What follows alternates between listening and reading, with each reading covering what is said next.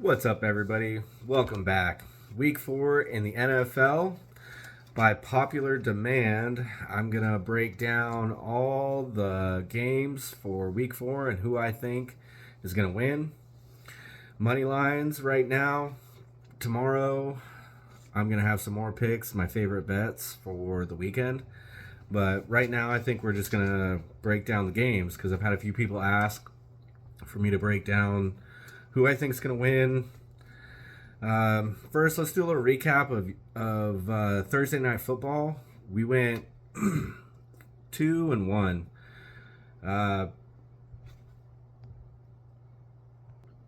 Brandon Cooks receiving yards under that hit. Rico Dowdle over rushing yards. That was pretty sweat free. Our one loss was the Cowboys team total over 24.5. They didn't get it done. But moving forward, I'm excited about Week 4 in the NFL. First game we got on the slate is the Cincinnati Bengals taking on the Carolina Panthers at home. The Bengals trying to avoid going 0-4 since 2019. The offense is working well, just they don't have any wins. The defense definitely needs improvement if they want to win. Andy Dalton started changing the Panthers into a winning team overnight. Now he faces his former team looking for his emerging favorite, Deontay Johnson. Last week, he went 8 for 14 for 122 yards and a touchdown.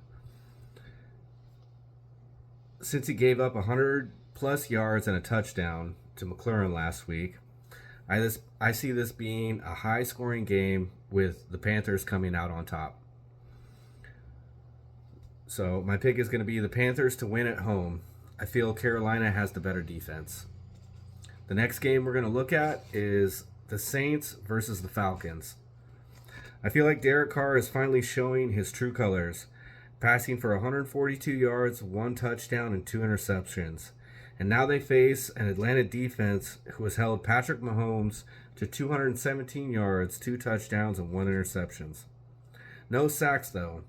Atlanta did struggle against receivers, giving up big yards to Rashid Rice. He had 110 yards and 1 touchdown, while the Saints struggled with runners, giving up 147 yards and 2 touchdowns to Baker Mayfield, or to Saquon Barkley. My apologies. I think Kyle Pitts will have a good game if Cousins can stay upright. This one's hard to look at objectively because I've been a Raiders fan my whole life, and I've got a lot of history with Derek Carr.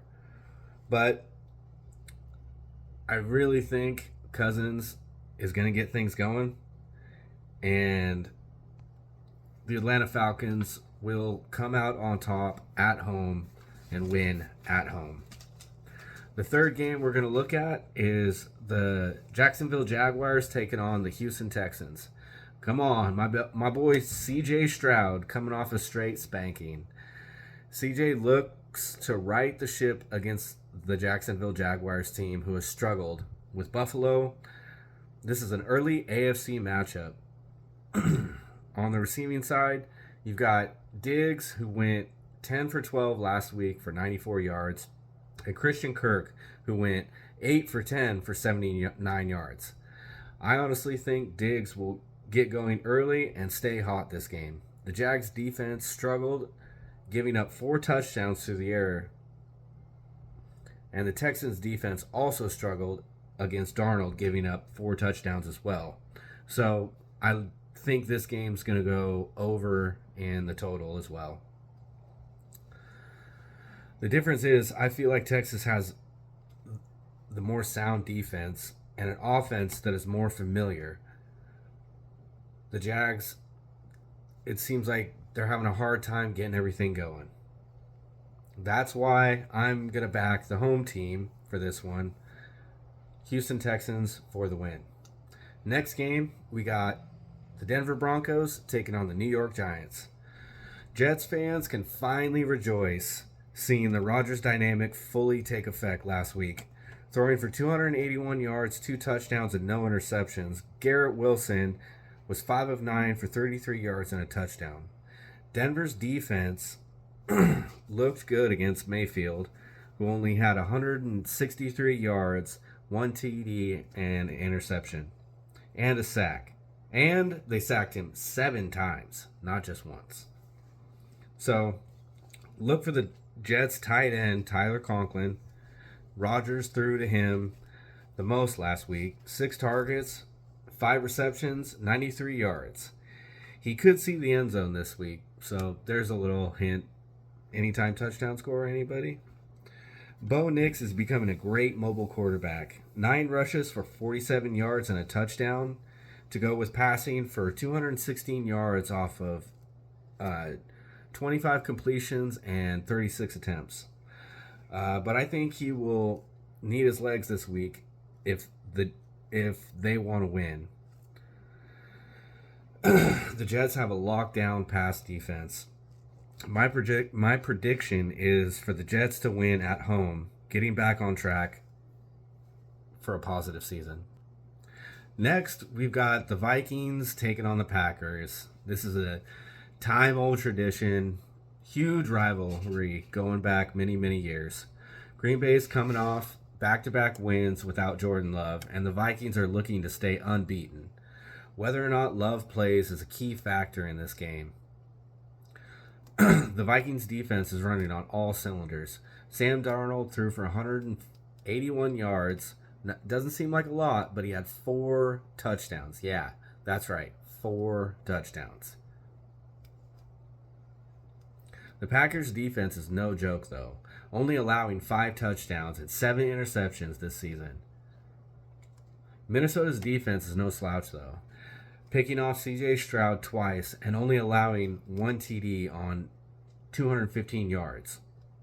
For this one, I like the Minnesota's defense a little bit more than Green Bay.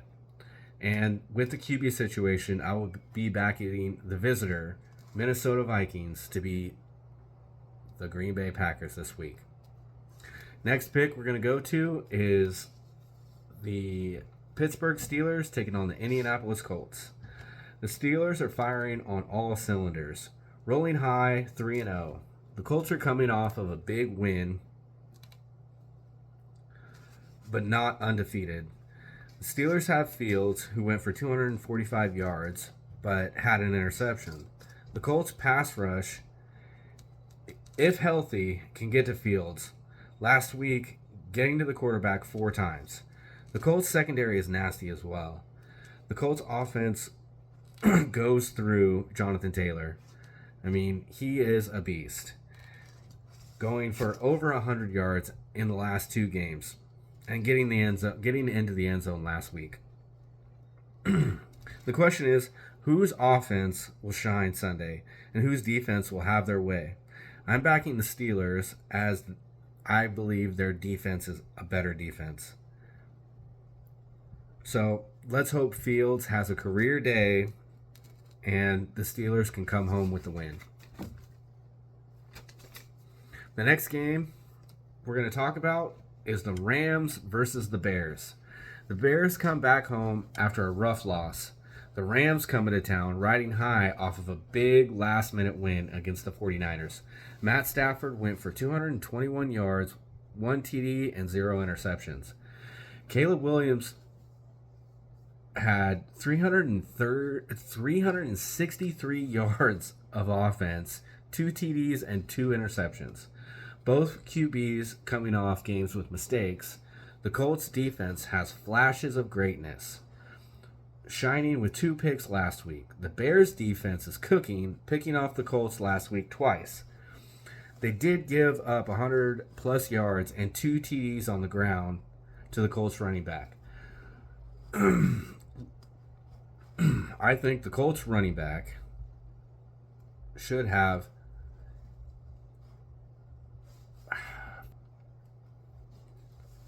look for the Rams running back, Kyler Murray, to have a big game. He had 2 touchdowns last week, and I think he's going to continue to do well.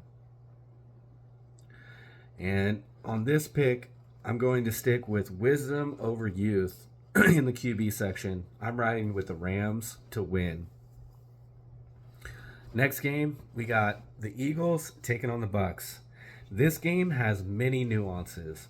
Baker looking good until last week, the Eagles looking bad until this week. Bucks come off a hard loss to the Broncos, and the Eagles riding high off their last win against a tough Saints defense. If the Bucks want to win, they got to shut down Saquon Barkley. He had 147 yards and 2 touchdowns. Eagles need to take a page from the Broncos book and game plan and shut down Baker Mayfield. He only had 163 yards, 1 TD, 1 interception. Who plays better? Whose playmakers show up? Will it be the Eagles with Saquon Barkley and Hurts, or will it be Baker Mayfield? Only time will tell. But this week, I'm going to go again with age over youth, wisdom over youth. And I think the Eagles are going to come through and win and go back home with another W. Those are the picks I have for the morning games. And bear with me, it's a little rough. I'm still getting used to this. And I'm going to stumble, but bear with me. We're going to have a good season. We're going to make some money. Keep a lookout for the afternoon games. I should have that one posted by noon tomorrow by the latest. And then I'm going to get to work on some best bets and some risky parlays. But as always, I hope everybody's doing well. Those are my predictions. That's what I'm feeling. Let me know down in the comments what you think, who you think's going to win the morning games, and let's talk about it. And keep a lookout for the next video. As always, with love, signing out, the Bearded Bandit.